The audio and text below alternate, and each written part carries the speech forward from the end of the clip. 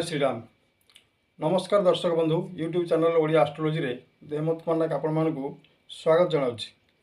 आसंतु जानिबा मासिक राशिफल कार्यक्रम रे बिछा राशि व्यक्ति विशेष मे मासर फलाफल किभଳି रही राशि चक्र रे ग्रहमानक स्थिति किभଳି भाव अवस्थान और शुभ फल कर्मफल इत्यादि मे मासर आलोचना करिया। प्रथम विशाखा बिछा 16 व्यक्त 8 दानव गण रही। अनुराधा बिछा 17 व्यक्त 8 देव गण रही।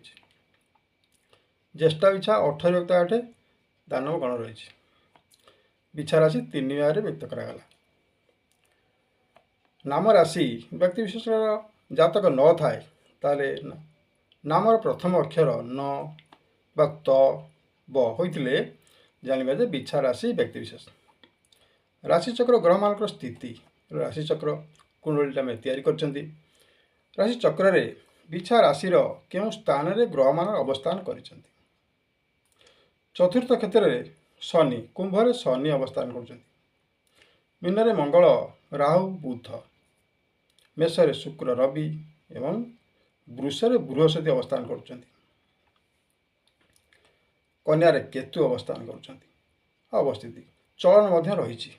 बुध 10 तारिख बेलू मेष को गमन करेंगे। रविंकर गमन वृष को 14 तारीख अच्छी संक्रांति की बेलू रविंकर गमन वृष राशि की हे।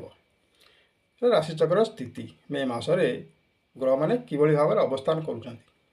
शुभ संख्या 1 3 4। शुभ रंग नाली और हलदी। राश्याधिपति बिछा राशि मंगल। शुभ धातु प्रबल। बिछा राशि मे मसर घात बार 3 तारीख 10 तारीख 24 तारीख 17 और 31 तारीख रोचे और घात चंद्र 8 तारीख 9 तारीख। बर्तमान जानी नवा बिछा राशि व्यक्ति विशेषकर स्वभाव तर चाली चलन चरित्र कि भाव रही था आम समय सर्टकट आलोचना करवा। तो राशि व्यक्ति विशेष स्वभाव एमाने बहु गुण विशिष्ट अटंती। राजमंत्री मान मंत्री भाव मंगल होती राजकर्मचारी मंत्री। विभिन्न दक्षता वृद्धि मंत्रित्व पदरे भूषित एवं नियम प्रणयनकारी ये सब नियम सृष्टि करती। बहु गुण विशिष्ट अटंती एवं उच्च कर्मचारी। राजनीतिज्ञ शत्रु दमनकारी नाट्य संगीत प्रिय एवं धर्म क्षेत्र में उत्साही। विदेश सुनाम रही। उच्चस्थ कर्म क्षमताशील निजर पराक्रम वृद्धि बल समस्त को करायत्त करिथांती। उदार उच्चमना मिष्ट भाषी और भोजन प्रिय। पोशाक परिच्छन रे आग्रह और आनंद। सफासुतरा रही भल पाती।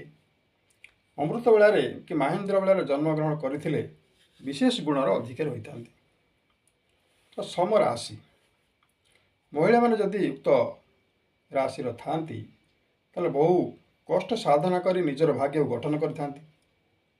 अनेक महिला माने व्यवसाय मध्य धनवान होता।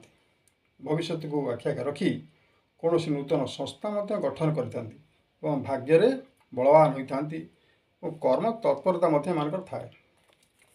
18 बाय 16 बाय 8 दानव गण जे कि विशाखा बिछा तो व्यक्ति विशेष मित्राधिपति मंगल। दानवण कर्मयोगी ध्यानगत एवं भ्रमणकारी शास्त्रज्ञ दयावंत अटंती। जीवन मध्यभाग सुख संपद लाभ भोग शत्रुवादी जय और सर्वजन प्रिय बड़ चतुर अटंती। ये व्यक्ति विशेष जुक्तितर्क करने को पसंद करते ना। जिदखोर प्रकृतिर मध्य था। निजर उद्योग पूरण करथांती। निजर कष्ट साधना करी निजर प्रचेष्टा कार्य हासिल करथांती। अनुराधा बिछा 17 व्यक्त 8 देवगण। तो व्यक्ति विशेष सहिष्णु सब कथा शुणती। ईश्वर भक्तिभाव प्रिय। कर्म पथरे विश्वास करती। धर्म पथरे चलती। निजर भाग्य को निजे गठन करती। महिला माने उक्त राशि धीरमती एवं बुद्धिमती विद्यावती एवं बहु गुण संपूर्ण। नाट्य संगीत कार्यक्रम थांती एमाने प्रायतः समस्त प्रिय भाजन हो पारि थांती। धार्मिक भावना थाए। पर उपकारी होता। समस्त प्रिय पात्र ହୋଇଥାନ୍ତି। ଦେଖିବା ଜ୍ୟେଷ୍ଠା ବିଛା 18 ଦାନବ ଗଣ ରହିଛି। ଦାନବ ଗଣ ଖାଦ୍ୟ ପ୍ରିୟ, ଯେକୌଣସି ଖାଦ୍ୟ ହେଉ ନା କାହିଁକି ଇଏ ପ୍ରିୟ ସେଥିରେ ଥାଆନ୍ତି। ନିଜସ୍ୱ ପରିଶ୍ରମ ଫଳରେ ଏମାନେ ମଧ୍ୟ ବଳିୟାନ ହୋଇଥାନ୍ତି। ଧନ ଅଧିକ ଉପାର୍ଜନ ମଧ୍ୟ କରନ୍ତି। କୌଶଳ ଜାଣନ୍ତି। ଉକ୍ତ ବ୍ୟକ୍ତି ବିଶେଷ ବିଚଳିତ ଅବସ୍ଥାରେ ମଧ୍ୟ ସମୟ ସମୟ ହୁଅନ୍ତି। କ'ଣ କରିବେ କ'ଣ ନ କରିବେ ଚିନ୍ତାରେ ପଡ଼ିଯାଆନ୍ତି। ଏମାନଙ୍କ ପଛରେ ଶତ୍ରୁ ଲାଗିଲେ ମଧ୍ୟ ତାଙ୍କର ଭ୍ରୂକ୍ଷେପ ନଥାଏ। କାର୍ଯ୍ୟକ୍ଷେତ୍ରରେ ବାଧା ଆସିଲେ ବି ଏମାନେ କାହାକୁ ଛାଡ଼ନ୍ତି ନାହିଁ। ଉକ୍ତ ରାଶିର ମହିଳାମାନେ ଗୃହଲକ୍ଷ୍ମୀ, ବହୁଗୁଣ ବିଶିଷ୍ଟ, ବହୁଗୁଣ ସମ୍ପୂର୍ଣ୍ଣା ହୋଇଥାନ୍ତି। ରାଶି ଅଧିପତି ହେଲେ ମଙ୍ଗଳ, ଯିଏକି ରାଜ କର୍ମଚାରୀ ମନ୍ତ୍ରୀ। ଅନେକ ଭୂସମ୍ପତ୍ତିର ମାଲିକ ହୋଇଥାନ୍ତି। ରାଶି ଚକ୍ରର ଯଦି ପ୍ରଥମ, ପଞ୍ଚମ ଏବଂ ନବମରେ ଥାଆନ୍ତି, କୋଣଗତ ହିସାବରେ ଥାଆନ୍ତି କିମ୍ବା 1, 4, 7, 10 କେନ୍ଦ୍ରରେ ଥାଆନ୍ତି, ଅନେକ ସମ୍ପତ୍ତିର ମାଲିକ ହୋଇଥାନ୍ତି। କୃଷି ବାଣିଜ୍ୟର ଅଭିବୃଦ୍ଧି, ରୋଗ ନାଶ, ରାଜଗ, ରାଜାନୁରାଜ ଏବଂ ବନ୍ଧୁ ମିଳନ, ଗୋମଇଁଷି ଆଦି ସମ୍ପଦର ଅଧିକାରୀ ମଧ୍ୟ ହୋଇଥାନ୍ତି। କୁଣ୍ଡଳୀର ଅଶୁଭ କ୍ଷେତ୍ର, ଷଷ୍ଠ କ୍ଷେତ୍ର, ଅଷ୍ଟମ କ୍ଷେତ୍ର, ଦ୍ୱାଦଶ କ୍ଷେତ୍ରରେ ଷଷ୍ଠ କ୍ଷେତ୍ର, ଅଷ୍ଟମ କ୍ଷେତ୍ର, ଦ୍ୱାଦଶ କ୍ଷେତ୍ରରେ ଅବସ୍ଥାନ କରୁଥିଲେ ଅଙ୍ଗପୀଡ଼ା, ଚର୍ମରୋଗ, ଭାତୃବିବାଦ, କଳହ, ଭୂମିନାଶ, ଅଶୁଭ ସଂକେତ ମାନ ଦେଇଥାନ୍ତି। ଚର୍ମ ରୋଗରେ ପୀଡ଼ିତ ହୋଇଥାନ୍ତି। ବର୍ତ୍ତମାନ ଦେଖିବା ବିଛା ରାଶିଙ୍କର ଶନିଙ୍କର ଅବସ୍ଥାନ ଚତୁର୍ଥ କ୍ଷେତ୍ରରେ କିଭଳି ଭାବରେ ଫଳ ପ୍ରଦାନ କରୁଛନ୍ତି। ତ ମେ ମାସରେ କ'ଣ ରହିଛି ଫଳାଫଳ। ଚତୁର୍ଥ କ୍ଷେତ୍ରରେ ଶନି, ଚତୁର୍ଥ କ୍ଷେତ୍ର ଯାନବାହନ କ୍ଷେତ୍ର, ମାତୃକ୍ଷେତ୍ର। ଶନିଙ୍କର ଅବସ୍ଥାନ ବିବାଦୀୟ ପରିସ୍ଥିତି ସୃଷ୍ଟି କରିବ। ସମ୍ମାନ ହାନି, ଗାଡ଼ି ମଟର ଯାତାୟାତ ଯାନବାହନ କ୍ଷେତ୍ରରେ ବିବାଦମାନ ଦେଖାଦେବ। ବ୍ୟର୍ଥ ଭ୍ରମଣ, ଶରୀର ଅସୁସ୍ଥ, ଧନ ହାନି, ଅଙ୍ଗ ପୀଡ଼ା ଏବଂ ସ୍ଥାନ ପରିବର୍ତ୍ତନ ଯୋଗୁଁ ପାରିବାରିକ ଅସନ୍ତୋଷ ଏବଂ ପିଲାମାନେ ଅସ୍ଥିରତା ଭାବ ଦେଖାଦେଇପାରେ। ପଞ୍ଚମ କ୍ଷେତ୍ର ମୀନ ରାଶି, ଯିଏକି ମଙ୍ଗଳ, ରାହୁ, ବୁଧଙ୍କର ଅବସ୍ଥାନ। ବୁଧ ମଧ୍ୟ ମେଷକୁ ଗମନ କରିବେ 10 ତାରିଖ ବେଳକୁ, କିନ୍ତୁ ଯୋଗ ରହିବେ ମଙ୍ଗଳ ଏବଂ ରାହୁ। ବୁଧଙ୍କ ଗମନ ଆକସ୍ମିକ ଧନ ସମ୍ପତ୍ତି ନାଶ, ଜୁଆ ପାଲି ଆଦି କ୍ଷେତ୍ରରୁ ନିବୃତ୍ତ ରହିବେ।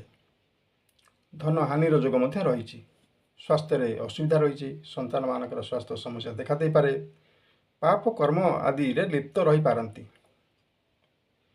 ଯାନବାହନର ଅସୁବିଧା, ଆକ୍ସିଡେଣ୍ଟରୁ ଦୂରେଇ ରୁହନ୍ତୁ। ଆକ୍ସିଡେଣ୍ଟ ହେବାର ଚାନ୍ସ ମଧ୍ୟ ଅଧିକା ଥାଏ।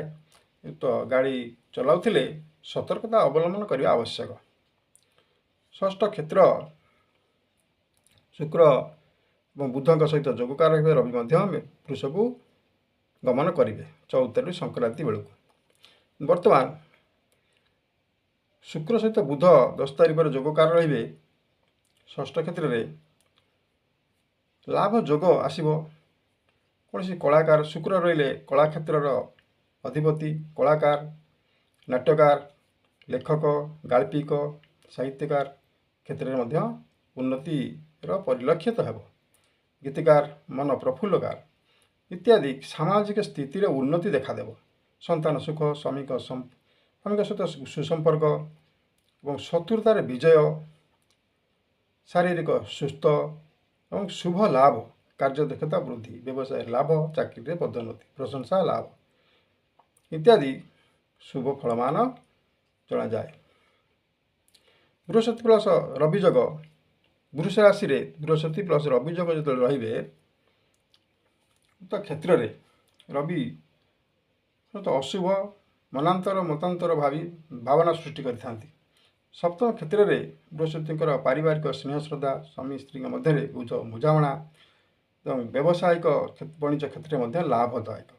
ଯାନବାହନ କ୍ରୟ, ତୀର୍ଥ ଭ୍ରମଣ ଯୋଗ,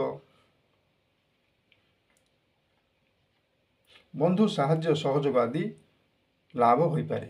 ଗୃହ କାର୍ଯ୍ୟରେ ମଧ୍ୟ ଶୁଭ, ଶତ୍ରୁତାର ବିଜୟ, ଧନ ଆଗମ ଇତ୍ୟାଦି ଶୁଭ ଯୋଗମାନ। ଏକାଦଶ କ୍ଷେତ୍ରରେ କେତୁଙ୍କର ଅବସ୍ଥାନ, ଯେହେତୁ ଏକାଦଶ କେତୁ ରାଶି ଚକ୍ରରେ ଶୁଭ ଫଳ ପ୍ରଦାନକାରୀ ହୋଇଥାନ୍ତି, ବିନା କାର୍ଯ୍ୟରେ ମଧ୍ୟ ସମୟ ସମୟ ଅର୍ଥ ଲାଭ ହୋଇଥାଏ। କୌଣସି କ୍ଷେତ୍ରରୁ ଅର୍ଥ ପ୍ରାପ୍ତି ଯୋଗର ମଧ୍ୟ ସୁଯୋଗ ମିଳିପାରେ। ମିତ୍ରତା ଲାଭ, ଶରୀର ସୁସ୍ଥ, ସାଙ୍ଗସାଥୀ ମାନଙ୍କ ସହିତ ସମ୍ପର୍କ ବୃଦ୍ଧି ଇତ୍ୟାଦି ଶୁଭ ଯୋଗମାନ ମେ ମାସରେ ହଠାତ୍ କୌଣସି ଆକସ୍ମିକତା ଲାଭ ହେବାର ଯୋଗ ମଧ୍ୟ ରହିଛି। ଆମେ ସମ୍ୟକ ଆଲୋଚନାଟି କଲେ ଯେ ବିଛା ରାଶିର ମେ ମାସରେ କିଭଳି ଭାବରେ ଅତିବାହିତ ହେବ। ରାଶି ଚକ୍ରରେ ବିଛା ରାଶିର ମେ ମାସର ଘାତ 12 ମଧ୍ୟ ରହିଛି। 3 ତାରିଖ, 10 ତାରିଖ, 24 ତାରିଖ, 17 ତାରିଖ, 31 ତାରିଖ ଏବଂ ଘାତ ଚନ୍ଦ୍ର ରହିଛି 8 ତାରିଖ, 9 ତାରିଖ। ସତର୍କତା ଅବଲମ୍ବନ କଲେ ଶୁଭଫଳ ପ୍ରାପ୍ତି ହେବ। ବିଛା ରାଶି ବ୍ୟକ୍ତିଙ୍କର ମେ ମାସର ଫଳାଫଳ ସମ୍ୟକ ଆଲୋଚନାଟି କଲେ। ଉକ୍ତ ଆଲୋଚନାଟି ଆପଣମାନଙ୍କୁ ଭଲ ଲାଗିଥିଲେ ଭିଡ଼ିଓଟି ଲାଇକ୍ କରନ୍ତୁ, ସେୟାର କରନ୍ତୁ ଏବଂ ସବସ୍କ୍ରାଇବ୍ ମଧ୍ୟ କରିଦିଅନ୍ତୁ। ଜୟ ଜଗନ୍ନାଥ।